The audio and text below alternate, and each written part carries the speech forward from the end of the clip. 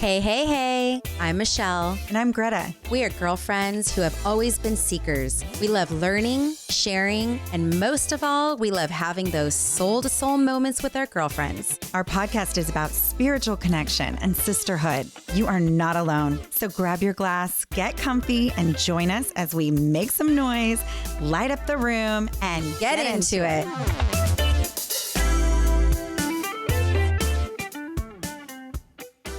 Hey, girl. We're back. Hey. Getting grounded again? Yes. Because it's been a minute. It's been a minute. It's been a wild summer. And I'm so happy just to be reconnecting with you on our couch in our studio, catching up on all the things. We both just had such a whirlwind summer. Mm-hmm. I know personally for me, I feel like it's been a learning summer for me. It did not go at all the way I expected. It always goes super fucking fast. And I get so mad about that because I'm a summer girl and it could be summer forever. And I'd be totally good with it. I always get a little sad this time of year when the weather starts to change and my garden's looking a little sad and it's like back to reality. My daughter's going back to school. So I love that you're wearing yellow today. I'm like holding on to summer. Yeah, that's how I feel. I'm like, oh, she's sunshine. I'm holding on. I still have the bright toes. I just noticed my friend has all the neutral fall colors. I'm all, no, it's not fall yet. Do not get your pumpkin spice lattes or anything like that. We're not there yet. Yes. Yes. Oh, and so yes, your daughter back to school. Yeah. She's kind of moping around too. I love that she loves being home with us and it just feels so natural when she's home.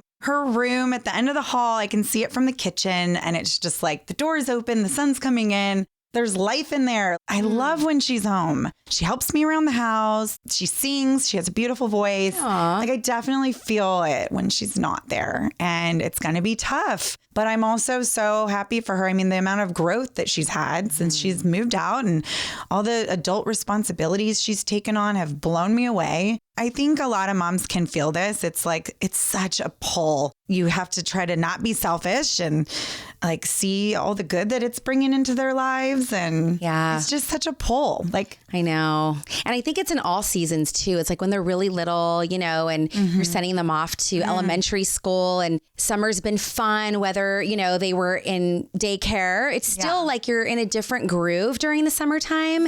Just feels different for everyone. And then when that time comes where it's like school starting back up again and what does that look like for everyone, you know? Right. I was definitely the mom that never wanted them to go back. I never once, and no judgment if you are, I get it. Like everybody has different lives and structure in their household and everything. But I think part of that is just the, like, I'm never really, like, even at the end of vacation, I don't want it to end. Like, that's who I am. I'm like, I'm gripping on. Yes. With all things. I know. I was actually the mom that was happy when school started because I felt like we were just in chaos all the time. You know, with the kids. Well, 3 kids is different than just 2. It really is a big difference. It changes dynamics a little bit. But yes, but still there's that little bit of grieving process during that time too, because the time that you have with them and just the feeling of being relaxed, you know, when everybody's enjoying a summer, it's a different feeling than like, oh, we're at the grind. We're in the grind again, you know? But at the same time,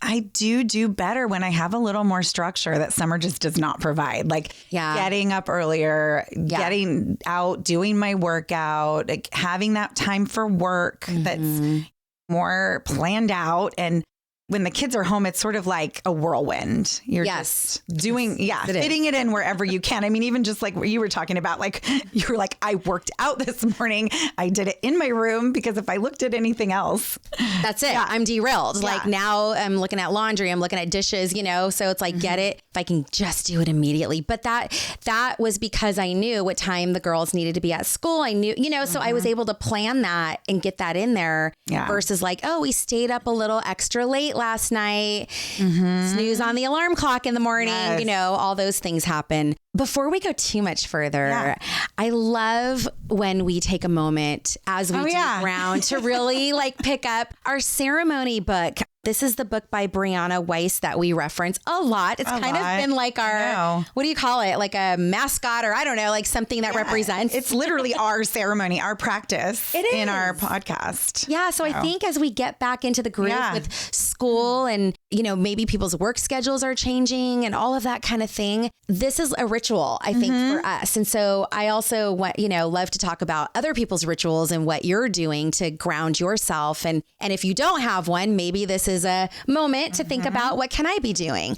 Yeah. And I haven't really been doing any of my rituals because it's been summer. So this is the upside of getting back into entering the fall, entering routine again and getting some clarity. So totally reconnect with yourself. Actually, one of our past retreats calling reconnecting to you. So that's kind of what we're doing. So I'm just going to come through, land on a page. Ooh, and I love when they're short. I know. I do too. When they're not long paragraphs. It's like a one-liner. Okay. So one day you will listen to all the songs you used to love and you will understand why you found them so beautiful. I like that. You know what's fun about that is Gretta and I are part of a group of women who we have a group chat and we're always bouncing back and forth with different things. And just recently, as people's kids have been going to college and that sort of thing, we've been talking about high school and sharing pictures and things like that. And so I love nostalgia. And sometimes I find myself not wanting to live there too much just because I love kind of the second half of my life, after high school and all of that. But there are things that remind me of some really good times in my life. And music is always something that I go back to. And it's like tunes or lyrics. It's funny. Some of my friends will play like rap songs and we'll really listen to the words now. Like we know them all, but we didn't really know the meaning of them before. We're just like singing them. And I think about it now, I'm all, oh my God. Yeah. Wow. If my car doors, windows could talk, like the amount of cuss words and crazy ass like things that we used to listen to. Oh yeah. Well, it's real interesting when I've heard there's this musician that puts the rap music to like smooth jazz. Ooh, what? Which you think would be like, anyways, you really hear the words when it's slowed down and sung with smooth jazz. That's hilarious. Sounds like 10 times dirtier. We got to do that. We got to play with that. And I will sometimes we'll have people over and then we'll just put it on and like people think it's this like relaxing dinner music. Like what's going on? Oh my gosh, that is awesome. And then it's like my anaconda don't want.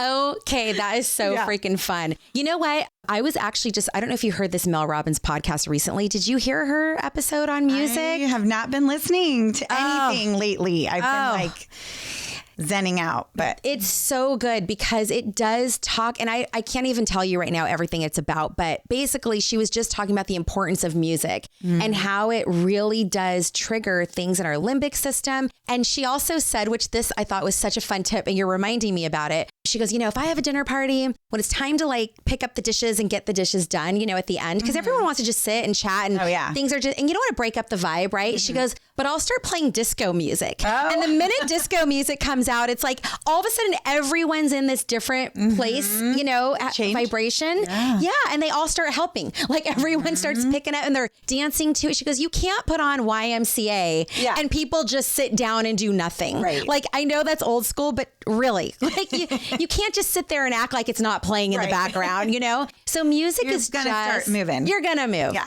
So music is something. So I love that I got that one because it's got a lot of meaning. Yeah. Think about like who you were when you were drawn to certain songs in your life too. Yeah. Like, where was I? Like you were saying, where was I when this, when I listened to this music and I loved this music and, because we just keep growing and evolving and changing all the time. And so it is kind of like visiting yourself, your former self for a minute and then pulling away. Like it was so fun sharing all of our senior pictures, all the Aquanet and the big hair. Totally. Perms. I had like the full on glamour shot looking senior picture with white feathers and it was hilarious how things changed. But yeah, it's like, look at that girl. Who is that girl? Like, who was she? Who is she now? Yeah. To have that reflection and pictures, music, like whatever it is, allow you to kind of go there for a minute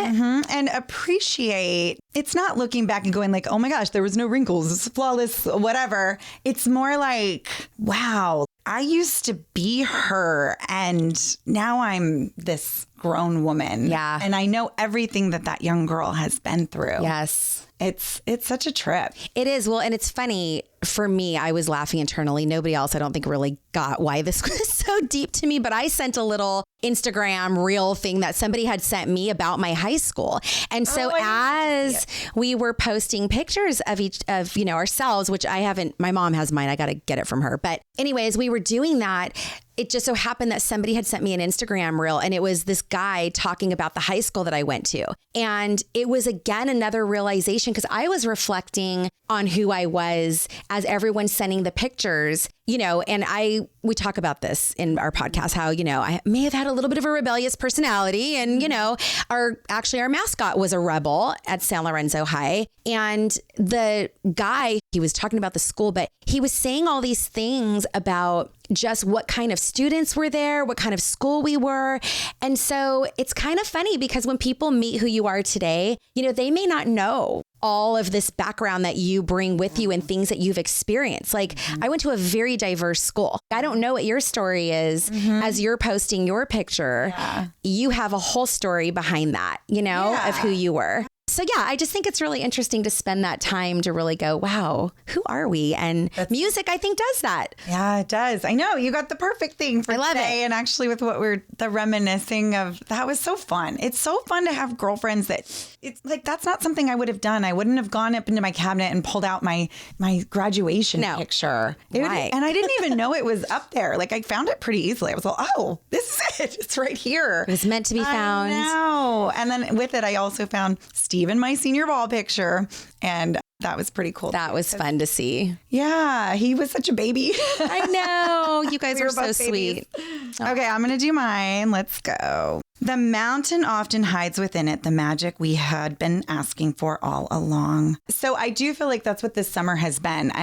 We have a fifth wheel trailer. We love to camp. We have not taken it out one time this summer. It's so strange. Usually we start like Memorial Weekend, and we have several trips throughout the summer.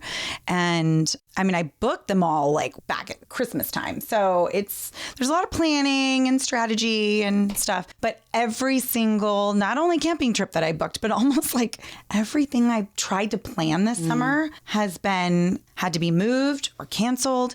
It's just the oddest thing. And for someone who, and I've talked about this before, my need to control, like, I think I'm so easygoing and not a control freak, but I think we all know that there's definitely, I'm like gripping something in there. I'm like gripping on a little tight with some things. And I'm sure that has to do with like the way I grew up and not feeling like things were in control. So, when you grow up like that, you're like, well, it's up to me. I got to do it.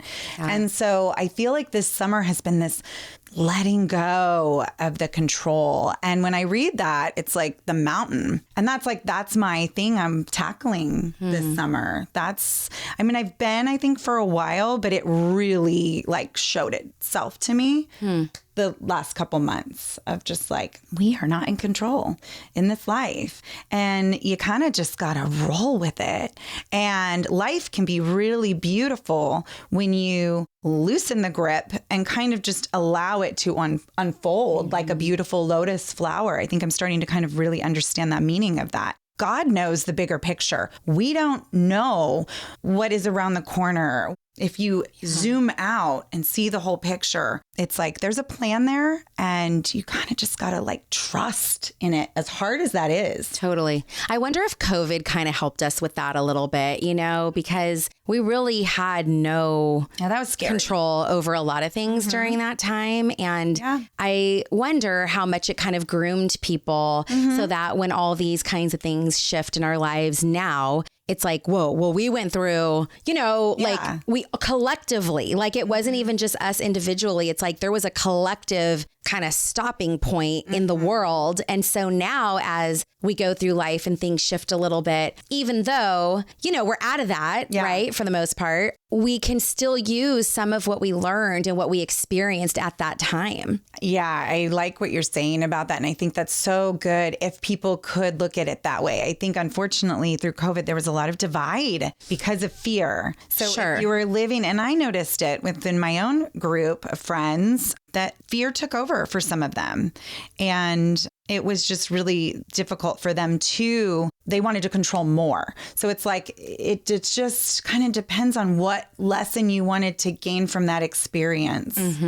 Yeah. I don't know. I was just thinking though, I'm like, it just felt like so many of us had to figure things out. And so whatever that looked like, it was like an experience that we all had together. You know what I mean? And so now we're kind of on our own individual paths again, and life is picking up. But I like what you said, how you connected though the mountain to your experience, because it's like the mountain doesn't really change, right? Like all the things around it changes. Like you can have a fire that burns things down. You can have new growth happen. You can have homes being built on the mountain, right? But the mountain doesn't change. So how can you kind of maintain that controlling your life as everything else around it is out of control? Yeah. You know, and then just, we had the same thing this summer. It's like everything we had planned didn't happen. And some of them were because of natural disasters. Yeah. You know, we had like a family trip to go somewhere and fires again were nearby. And it was like, oh my gosh, what? Like this will never happen again when all of us can be at this place at the same time,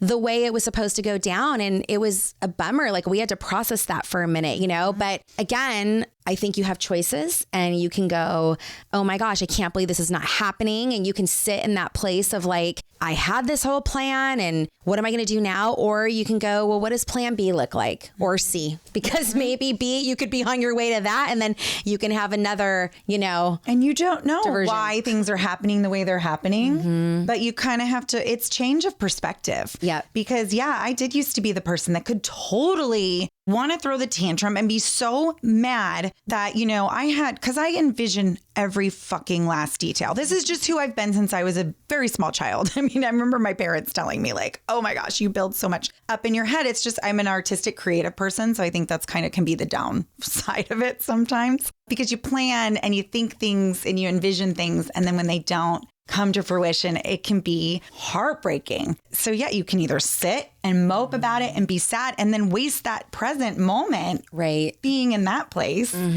Or what I've had to do this summer is just like, okay, well, that's not happening. I'm becoming a way more chill person, which I think needed to happen. I'm not locking into those visions so hard anymore. Yeah. It's like, life is going to give me what it gives me and I'm going to make the best of it. And I'm so grateful for what I do have. And I think in doing that, I'm showing my kids that's a lesson and just how to live. And I think also the cool thing about looking at life this way is anything can happen. Like the possibilities are endless. I'm not putting up these blocks that I was unconsciously probably doing. Yeah. Because I was trying to orchestrate so much. Right. Yeah, absolutely.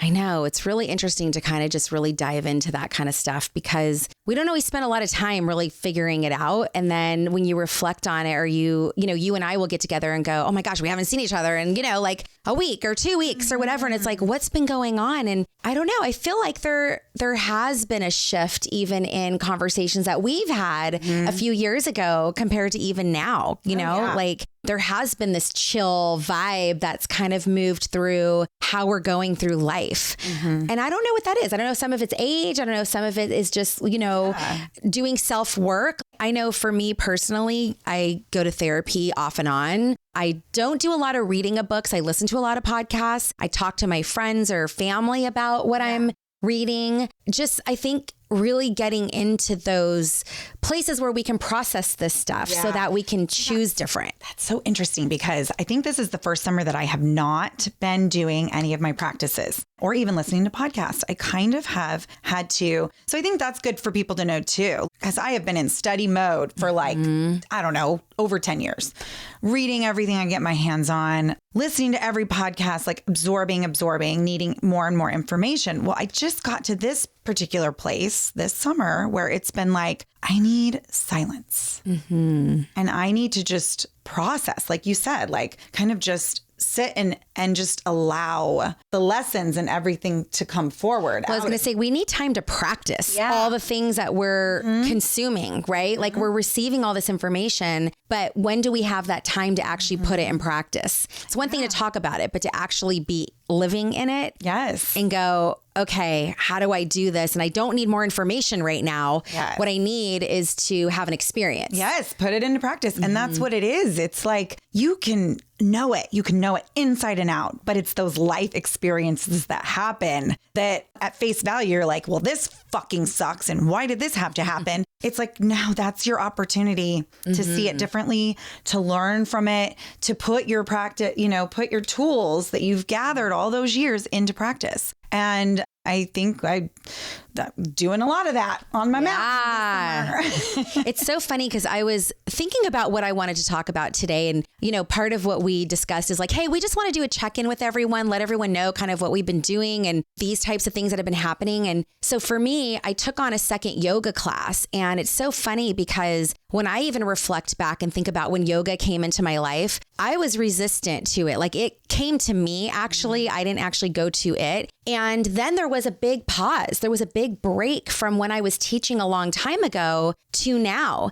And I personally feel that as yoga instructors, we say this a lot, like take your practice from your mat off the mat. What can you be, what are you learning as you're moving through each pose? Not about getting deeper into how, my hand can get a little further, not the technical, but as I'm trying to deepen what's happening in my mind, what's happening in my body. And so as I'm learning things about myself on the mat, how can I then step into the world and put those practices into real life experiences? Yeah. And so I love this because it is bringing me back to thinking about that time in between non-teaching and being able to actually put the practice into place.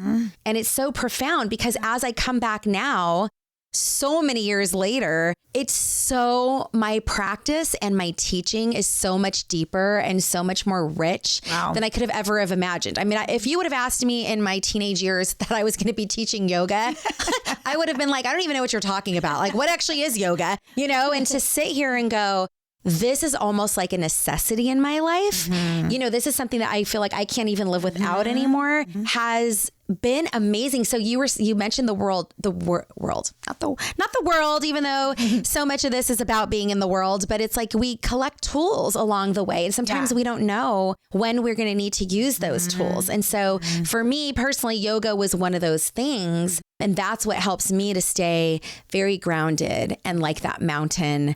But yet I've got this magical tool that I can bring out and use whenever I want.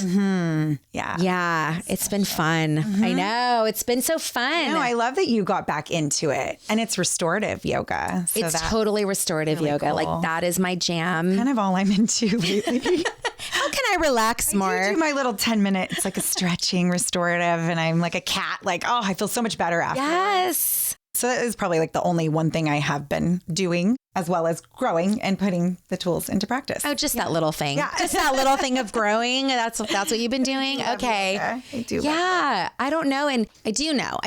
Like all these things are so cool. So yeah. And just thinking about the things we've been doing like over this period of time. Yeah. I started teaching yoga. I started a women's circle of women gathering and just connecting. And that's been really fun and like feeds my soul. I've gone to a wedding, a funeral. There's a new baby that's growing that's coming into my family. Yeah. I mean, so my mom turned 70 and we had a big bash for that, which was so fun. Just so many things. My girls youngest one started high school. Both my daughters are on the same cheer team this year.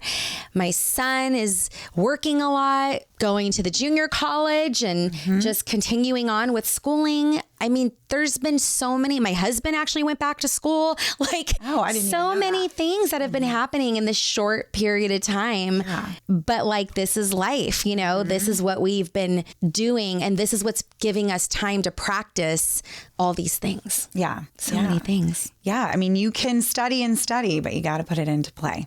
You have to. Okay. So it's so interesting hearing you talk about all these events and things that you've been doing and everything. My summer has been so opposite. There was a wedding. There was a funeral. There was actually a couple funerals. So that's hard. I know you had a funeral this summer too. It creates so much thought and reflection in your own life. It's like hard not to allow it to do that. I think it's important that we, let that in and see what it has to teach us. And it's a time for reflection and grieving. You know, it just makes me look at my own family and my life and the choices we're making and where we're spending our time and what we're doing. And gosh, especially after having such a busy summer, I feel like, gosh, I couldn't even tell you what we did. Everything was just, it was so busy all the time. Aside from the losses that we had, there was a lot of fun, wonderful family time barbecues, gatherings, just wonderful, beautiful summer nights. It was such a whirlwind at the same time.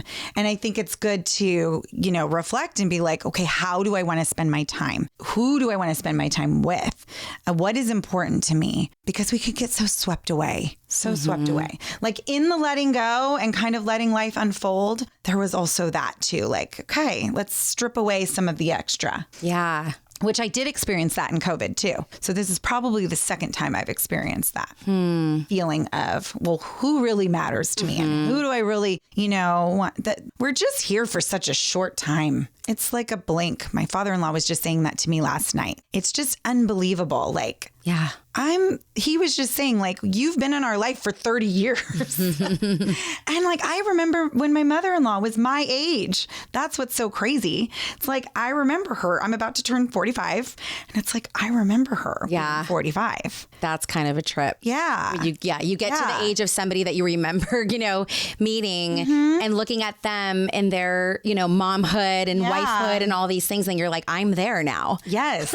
Life, it's moving. It's moving. It is. So the funeral I went to was for a 47-year-old. And that was definitely a moment of reflection, especially because there were still some underage children involved. And yeah, you think that, you know, you look at people who are a little older and you think, wow, they have lived so much life, right? And how lucky are they to even get to that place where they are right now? And you think of, you know, the younger kids who have passed away or like I think any funeral drums up reflection. Like you're saying, it doesn't matter what the age is, but when you really look at that, you mentioned the short period of time that we're here. Yeah. I mean, even when you think about somebody who is older, like I was saying, my mom just turned 70 and I'm thinking, wow, how many more years does she really have? You know, anything. Yeah, we're all getting to that point right now. With and it's scary. And to think, to get that close where you see that death is the inevitable versus when you're younger and you know people are getting old. And I went to a lot of funerals when I was younger, but I still didn't really grasp the concept that like one day I'm not going to be here, or one day like people that I love deeply may not be here. I really didn't connect that when I was younger. I'd be at the funeral, you know, I'd be grieving for the person, but it was weird. And so now it's almost like every morning when I wake up, I think, you know, how do I want my day to look? And what can I do to change things that I'm not happy with in my life, or sit in gratitude of the things that I am happy with in my life? Because we don't have to be changing all the time. That's the other thing I think sometimes when you have time to sit and reflect, you realize that you don't have to be doing all the time. You can take moments to do nothing and just be, you know? And I know that my life, outside of some of the things that I shared, I've taken on a board position with this nonprofit organization, and it's a lot of freaking work. But honestly, even as I do each piece of it, I think, what's the purpose of why I'm doing this? Yeah. And if there's little things that I have to just get done that are administrative and I'm like, who cares? But I also think about when I'm getting those things done, how can I make this task more enjoyable? Because I don't want to send an email out. I don't want to sit through paperwork. Like, I don't want to do any of that, but how can I make it more enjoyable? And so it's kind of funny tying it back to the music piece of this, how we started. You know, I thought about it and it's like, I can play fun music during these moments. I can actually change the vibe a little bit. You can change it, but that's my choice, right? So like all these choices that we're presented with at life, but a lot of times I think we fall back on what's autonomic, like just what our habits of what we're used to. And it's like, why can't this simple task still be something fun? So I love it because the woman who had the position before me, all she needed to do was literally give me a box of shit and be like, here, Michelle, here's your job. Here's the timeline. Do it all. But we've decided it's much more fun when we get together and actually spend time together, even though she's like doing the job with me and she's done with it. But like, that is how we have found doing these remedial tasks brings some joy. And connection. Like, I'm getting to know somebody on such a deeper level just for the time that we're spending together, and it's enjoyable. So I don't know. I love these moments where we, like you said, you know, we reflect on like, who do I want to spend time with? What are the things that I'm actually doing? Am I bringing that joy into my life, you know, or am I making my life harder? And so how can I shift that? Yeah. We can always shift it. We can always shift it. And I think it's so interesting when you get to this age in life, middle-aged, which they say it's actually 37 if you look at how long people live. But that's kind of depressing. Yeah. I know. If you look at the statistics of how long we actually live. So like, it makes me think about like retirement. Like so many people put off their joy because they're like, well, I'm going to work and then I'm going to have joy when I retire. And it's like, no, you can get to have joy in every moment. And it's a choice. I mean, yes, there's sad moments. That's the quilt of life. That is the beauty of life, is you relish in those sweet, precious moments. You know, sob and let it out in those awful, sad moments. It's all a part of life, right? So we can't just like put things in a box and put it off. It's like, we're living now. We're alive now. We're not only alive when retirement happens. Right. And it doesn't just have to be like, spend a bunch of money and now you're in the Bahamas. It's like all the little joys in life. Find a hobby, do something that you love to do. I mean, I've been out in my garden all summer. That has been my grounding place. Always is for the last 5 years. I freaking love it out there. I went out this morning. I didn't even need to do anything because my daughter, so sweet, helped me and watered the garden last night for me. I just looked at everything, like watched the bees. I have a couple little praying mantises that are chilling, doing all my work for me, getting the bad bugs. And things are starting to die and look sad because it's late August. But it's also this like time for renewal and looking ahead into the future. And I'm starting a winter garden and I've got the little seeds in my house right now germinating and growing like crazy. I think gardening is such a good analogy for life because going back to not having any control, like you have some, you can control a little bit, but then nature and the wild kind of takes over and you got to like bob and weave and think about what you need to do next to keep everything alive. And sometimes shit goes sideways and your sunflowers are all on the ground. And or the mint you decided to plant in your front yard while you were having some wine and thought it was a great idea to just throw that down in the middle of some rocks and soil. No, it's not. It's dead. Oh, well, usually it goes everywhere. So you're that's probably that's a blessing in disguise. I guess so. God knows.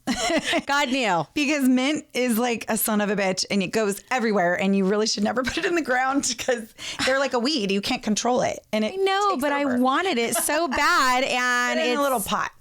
Okay, maybe I'll dig it out. But see, these are the moments of life where it's like, what can I do with this? Yes. Is it done? Is it over? Do I grieve this loss? Do I pick it up, see if I can try it somewhere else? I don't know. I mean, it's all part of what we're talking about. Yeah. But, you know, one thing I heard somewhere, and I always say this, is you can't, if you have no like hardship or you have no sadness in your life, you can't really truly be so deeply into the goodness of life, the like gratitude of it. Like you don't know, how precious it is without. You got to have that. Yes, that balance of one and the other. Like it's never, one cannot be present with the absence of the other, right? Because then it would just be nothing. Yeah. But like you have to have that. You have to have both, which sucks sometimes. And so, I mean, even in our family, like I said, we had a death and then we're having a birth. And it's like, sometimes the dynamic of that feels so like, what the hell? Like, this is crazy. But that really is, it's always just like you said, the garden. It's like some things are dying, some things are blooming. Yeah. We're constantly in this cycle of rebirth, like all the time. Yeah. And it just comes down to perspective. How are you going to look at it? How are you going to handle that mint dying? I'm grieving it. I am grieving it a little bit. I'm not lying. Every time I go outside and I see it, I'm so sad. Don't get defeated. Because we'll try. There's no such thing as a green thumb. And I know this isn't a gardening episode and I could talk about it all day long. But it's so relevant. There's no such thing as a green thumb. It's just you got to keep trying. I told myself always, and this applies to so much in life, right? I would tell myself over and over again with gardening, like, oh, I have a brown thumb. I'm the worst. Everything dies that I plant. You probably feeling like that right now. But then I just, started trying it and doing it again, and I'd fuck up and then I'd plant something else. I heard the key to gardening is plant a whole bunch of shit. So then you can't tell when something dies. I like that. Yeah. Or I just saw another aeroponic garden that's even easier than the one that I have. Your jam. I just sent it to Eddie. I'm like, we need this. He's like, really? Again? I'm all, yes, this one's better.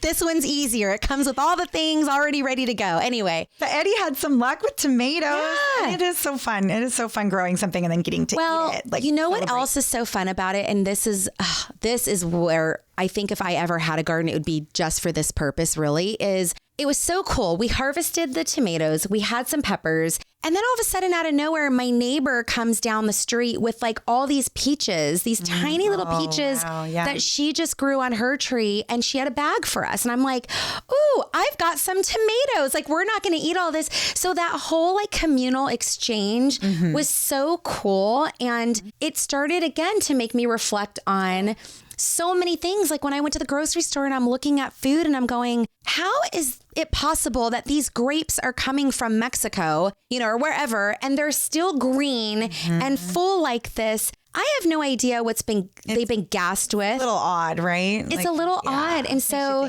it did. Wonder. And then it got me thinking also about our farmers markets even more and thinking about, again, the communal stuff that happens when you're down there interacting with people, your neighbors, and getting this food that's been touched by people that we can connect with, So yeah, I mean, this podcast isn't about food, but I think in reflecting on things in life is how we're tying this in because in so many ways. I think it's such a good analogy for humanity helping and pick up where maybe you don't have the resources and then someone else can come show up. And I'm not talking food. I'm talking like whatever, a tool, a helping hand, just that neighborly community feeling of like, I got you. Yes. A friendship, sisterhood, everything that brings into your life, because we don't need to do it all and be it all. We can rely on the peaches from the neighbor next door. And I mean that by like, I need someone to watch my 2-year-old so I can just have some self-care. Like that's peaches. Those are the peaches of life. Share your peaches. I want to take a shower. Yes. Anything. I just need a moment to like breathe, right? Go get some wine with some girlfriends. Like that is definitely.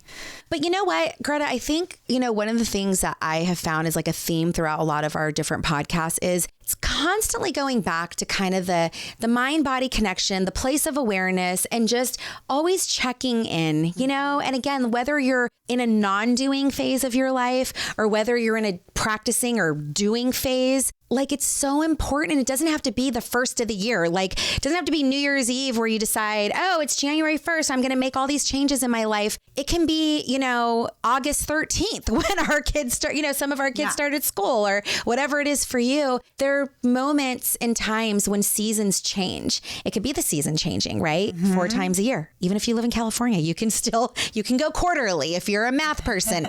So there's moments where we can just check in with ourselves and check in with our friends too, like making sure they're okay, because that sometimes is how I get triggered to work on me, is when it's not always the case, but there are moments where a friend checks in and I'm like, you know what? Yeah, you're right. Like I haven't been spending that much time taking care of myself, or those rituals that I had that were so good in my life kind of fell off, but thank you for mentioning that. I'm going to get them back, So yeah.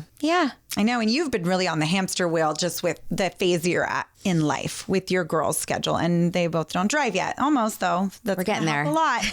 But yeah, it is kind of like you got to go where they got to go. And there's not a lot of time to sit and reflect and do the things that you want to do. There's not, although, recently it was kind of cool because now that the girls are back in school and my son is in school full time and my husband a couple times went to the office, I'm like, oh, dang, this is what life was like before all the shutdowns. And I had actually a lot of time at that phase of my life to sit in reflection. And I had a few glimpses of that recently, and it really did feel good. It was like, as much as I love everybody home and I love the safety of it, knowing everyone's okay, but do I freaking miss those moments of like my house just being quiet and doing what I want to do without having to think about anybody else. I mean, even podcasting this morning, it was like, okay, are you working from home? Okay, just so you know, we're going to be podcasting, letting everybody know. Yeah. So there's just the seasons that we go through. Yeah, I love that you brought seasons back up again because it triggered a thought that I had and I lost it for a second. But I think... So personally, for me, like I had said, summer is hard to say goodbye to. And, as soon as, everybody's so excited about all the fall stuff. I have one friend in particular that like cannot wait. She's so excited. She's like, okay, it's like it's that time. Start decorating, and I'm like still hanging on, like I want to float in the pool and have a margarita. Okay, I'm not done. I do think this changing seasons, there's a reason. There's a reason for the season. That sounds so cheesy, but there is a reason for the season. Because it's a good visual and reminder, like you said, to check in with yourself and like renew and throw out what's not working. And so I think, as we go into the fall, it's a good time to like reflect and get centered. And it's a good reminder. And so I'm trying to not resist it. That's been my, cross that I have to bear. Yeah. So, and just feel into it. And, it's okay. It's okay that I'm sad that my garden is it was so gorgeous at the end of July, beginning of August. And now it's just really looking so sad and everything's dying. But that has a purpose. And so I think that it's just good to, even feel into those feels. Like if you are a little sad and depressed and your kids are going back to college or even just starting the next year, and it's a reminder that they're growing up. Because that was always really hard for me because we can't stop that. Like They're going to grow up and they're going to leave us. And there's a beauty in that, but it's okay to feel all the way into it. And like, it is sad. Yeah. But how are we going to move forward? We got to be grateful for what we've had. We got to live in this present, beautiful gift. If we're sad that they're leaving and growing up, we're missing the moment that we're in with them right now. Well, it's again that birth and rebirth or death and rebirth. It's that moment. It has that too, right? It's like, totally. The grieving of this, but then the celebrating of this. And so life is always that way. It's always going through that cycle. Yeah. And actually reflect, it's funny. I love how you were saying a couple words that you used. I was like, ooh, she's getting really intuitive right now because when you talk about the fall, any classes that I've taken throughout my time of really learning anything about wellness, the fall really is reflection time. It is the time as the leaves fall literally and the changes of the season happen. It's that time where you can still kind of be in something like summer hasn't completely gone away, but it is the time of transition. And we're not going into the winter where you're really, especially if you're in the East Coast somewhere. I mean, California, we get the lines are a little blurred. Yeah. We get some beautiful days in October. Sometimes it's too hot. Sometimes. I know, right? Yeah. But you're not in hibernation. And so in hibernation is when you're really supposed to kind of stop. Yeah. But fall is the time of reflection. And so, I mean, we weren't even really talking about this being the topic for today, but it seems like we're just naturally and intuitively following, what's happening in nature and just kind of where we are in our lives. And this is what's showing up right now. Yeah. Well, I think the garden has been a good mirror for me. Like it showed me like what I was battling with. And I think I needed that visual. So, like I said, the winter garden, starting that, collecting the seeds from all the plants, the beautiful flowers and sunflowers and plants that I was able to grow and enjoy. it's like, if you can apply that to life, you know, what little seeds can I gather from this season that I'm leaving, and what can I look forward to growing in the future? I love that. Oh, that's so great. I love you. I love you so fun. too. Yes, we're back. We're back, baby. People. And we're so excited to just, be here together, talk to you, and just checking in from time to time, you know? Yeah. Thank you for tuning in to today's episode. If you liked what you heard and we're your girls, please share and add a review on iTunes so we can continue to grow our circle. You can also find us on Instagram and TikTok at That's My Girl Podcast.